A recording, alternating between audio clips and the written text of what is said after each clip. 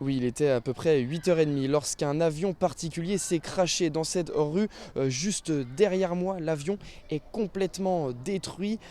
Certains riverains et témoins de la scène nous décrivent un bruit impressionnant et surtout un panache de fumée. Écoutez l'un d'eux. J'ai vu une grosse fumée noire au bout du lotissement, là, dans le coin de l'école, un peu plus loin.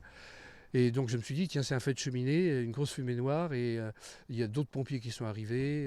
Bon, 5-10 minutes après, il y a eu une grosse explosion, et en fait c'était l'avion qui explosait à ce moment-là, et il aurait mieux valu ne pas se trouver à côté, hein, parce que ça a été important l'explosion.